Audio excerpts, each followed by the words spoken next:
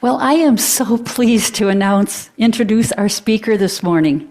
Richard Kyte directs the D.B. Reinhart Institute of Ethics in Leadership at Viterbo University here in La Crosse, where he also serves as professor of ethics. For the past 25 years, he has taught in the nation's first master's degree program in servant leadership. His weekly column reaches readers in more than 70 newspapers across the country, not just the La Crosse Tribune. And he co-hosts the Ethical Life podcast with Scott Rada. He's a dedicated community member. Rick has long been active in the Rotary Club of La Crosse and currently serves on the boards of the Coulee Region Trout Unlimited and LeaderEthics. His most recent book, Finding Your Third Place, Building Happier Communities and Making Good Friends Along the Way, was published in 2024. So I introduce to you Rick Kyte. Thank you, Julie. Well, good morning, and thank you very much for inviting me to come back again. I really enjoy this. You have such a thoughtful and caring community and such a deliberate service. I really appreciate the care that you take. So anyway, so we're talking about paying attention. I've always found this phrase really curious, paying attention. When I was growing up, I hated that phrase because there's always some adult telling me to pay attention. Sometimes it would be the basketball coach or teachers or my parents. They always wanted me to stop thinking what I was thinking about and think about what they were thinking about. And sometimes they were right. Sometimes, like my grandma telling me to pay attention to how deep I was planting those carrot seeds. And that was good advice. I needed to pay more attention to that instead of sticking them in as far as my finger would reach. Or like my grandpa telling me to pay attention to the bobber because it was starting to bounce on the surface. And he said, "I'll get ready. You got to get ready to set the hook." My dad telling me to pay attention as I was varnishing a chair because the varnish was dripping down the leg, and I needed to pay more attention to what I was doing. These were good things to say, but most of the time I resented it, and I wanted to say back to them why don't you pay attention to the call of that mourning dove, or the way the light is shining through the window, or to Sandra, who's sitting there by herself and seems unusually quiet and withdrawn this morning. Why aren't you paying attention to her? I resented this unearned assumption that whatever they were paying attention to was more important than what I was paying attention to. And so I started to resent that very phrase, the implication that attention was something I owed to somebody else and that it could be commanded at will. So I was determined to safeguard the integrity of my own mind, to keep some of my thoughts quiet, to say absolutely not inside my head while my voice was saying, okay. And this duality of inward focus and outward compliance, I think, is a skill that every child learns at some age. And for some it takes to the form of a rebellion. For others, it just takes the form of the skill of tuning out selectively, when they're going to listen and when they're going not to. And for me, it took the form of a persistent inner questioning. As a child, the questioning of adults and other children, whether they really knew what was important, what was worth thinking about, or what was worth talking about. And I realized, reflecting back on that over the years, is that persistent inner questioning has served me very well over the years, and it's allowed me to maintain an inner equilibrium when I had to deal with a micromanaging boss who wanted me to always focus my attention to something that I thought was less important than it needed to be. Or even an outraged colleague who wanted me to share their particular outrage at a time that I thought they were just venting. And I developed this habit of wanting to say, like, I'm going to choose for myself whether your outrage is going to be my outrage, whether and to what extent your pain will be my pain or your joys my joys. That I will pay attention to whom I wish to pay it, and when, at what time, and to how much. That is, I want to say that, and every year I find it harder to do so.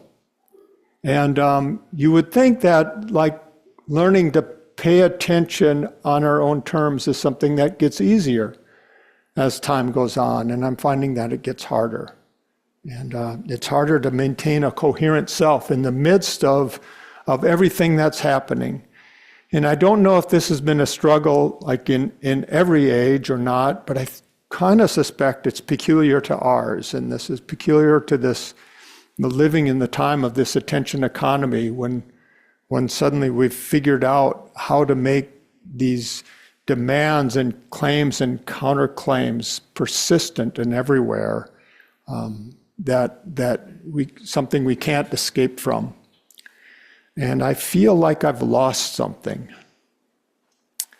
There's a scene in the old movie, The Devil and Daniel Webster, starring Walter Houston. It's one of my favorite movies. We're going to be showing it at the Rivoli on March 18th, by the way, as part of a series that I've been doing with Sam Shinta called Civics and Cinema, where we show an old movie and then we talk about the questions it raises about our life today and in the society.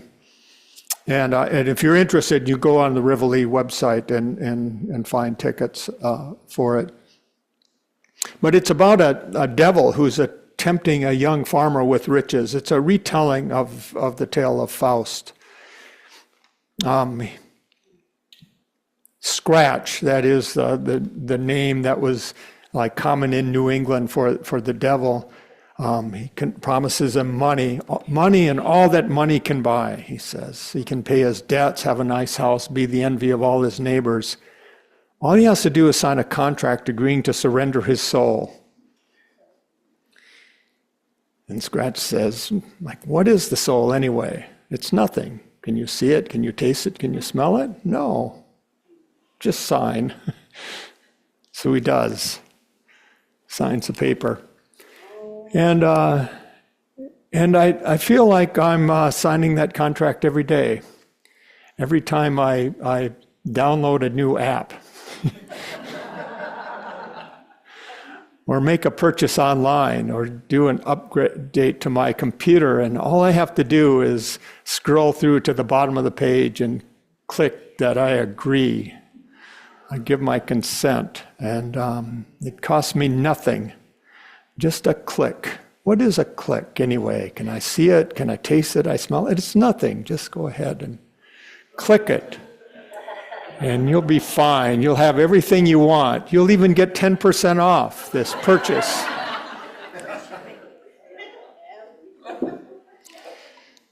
We are all living in the attention economy today, whether we wish to or not. And I don't have an authority figure standing over me telling me to look at this or listen to that. Instead, I have a phone that alerts me that my government has just bombed another country, that a young girl has been abducted from the neighboring town, that snow is expected tomorrow morning, that my watch buzzes and reminds me to get up and move, or that I have 15 minutes until the next meeting, or a text message has just come in from my son. I better see what he wants. And these bulwarks that I've constructed over the course of half a century to protect the integrity of my own thoughts against these outside intrusions, I find it just disintegrating bit by bit. And I wonder, what can I do? What can I do about living in a world like this without becoming a total Luddite and throwing everything away and moving out of the world, which I think is increasingly hard to do. It's harder to make like the technological intrusions in our life optional. I think the first step is to recognize that the claims upon our attention are actually not new. Today's demands are more persistent and I think more insidious in a way. than they were in the past, but they're not different in kind than they were 200 years ago. We did not invent the intention economy. We have merely refined it. We've found ways to monetize it. My grandpa used to tell me all the time when I'd ask him to do something, he'd say, "I've got more time than I've got money." It was his way of telling me that I had all his attention. But now we've learned that time is money. And we have to find ways to unlearn it, to take them back apart. The world is too much with us, says William Wordsworth. Late and soon, getting and spending, we lay waste our powers. Little we see in nature that is ours. We have given our hearts away. That was written 200 years ago. Could have been written yesterday. If we've given our hearts away, the task is to recover them, to do that daily, bit by bit, not just by retreating from the world, by rejecting technology or locking our phones away in a cabinet. We recover our hearts by directing our attention to that which is worthy of love. And there are two general ways of doing this. The first is in the direction of depth. We deliberately turn our attention, we turn our thoughts to all that is good, all that is beautiful, all that is true. This, I think, is the act of prayer, the turning of loving attention to everything that is the source of life. And we have to continually renew ourselves this way, to strengthen ourselves in this way in order to maintain hope, to deal with the threats that we find increasing. It takes energy, it takes power, it takes courage, and it takes love to know, like, how do we support the families of the soldiers? How do we support the people who are suffering from war or disease? How do we support our neighbors who are down the street, who are dealing with a sick child? This takes strength, and to do that, we have to return to depths. And I've always thought that this is the act of prayer, is to pull ourselves back and turn our focus back to that which grounds us, where we see the reason for hope in the world, so we can maintain this energy and the focus. The second is the direction of breadth. We turn our thoughts to the people around us, to those who need our care, whether that's practical or whether it's emotional. Whether people need food and shelter, or they need a smile, and they need encouragement and kindness. This is the great commandment, to love God with all our hearts and soul and mind. This is this returning to depth. And then love our neighbor as ourselves. This is breadth, moving ourselves outside of our own heads and practically into the lives of those around us and to the world outside of us. And so we need to, bit by bit, immerse ourselves back into the real world, into real experiences with real people, in a world that increasingly wants to move us online, to mediate all our experiences virtually. I mean, of course, much of our practical day-to-day work and interactions must remain virtually mediated in this way, but we return ourselves to a kind of focus, to a kind of integrity, by deliberately insisting on a certain amount of time, a certain amount of attention on real experiences with real people. And so we spend time in conversation. We get to know new people and spend more time getting to know old friends even better. And we make it a priority in our lives, not something that we do in the time that is left over, but we set aside time each day to do that. We read a book and we become more acquainted with the inner lives of other people, seeing the world through their eyes, to see that what we think is not necessarily reality, but there's many people in the world, many perspectives, and what they think is what they think, and that I must know the difference. Third, we learn a hobby. Whether it's growing plants or carving a bird or painting a landscape or knitting a scarf, whatever it happens to be, we learn a hobby that allows us to engage our hands with the world. And we feel the resistance of the world, that it's not malleable to our wills, that's not a product of our imagination. The world is real, and it's the real world, and when it likes what we do, it rewards us in a certain way, and when it doesn't like what we do, it punishes us by breaking or falling apart or by not supporting our weight. Like, we learn this when we learn a hobby, and it's really important to engage in this way.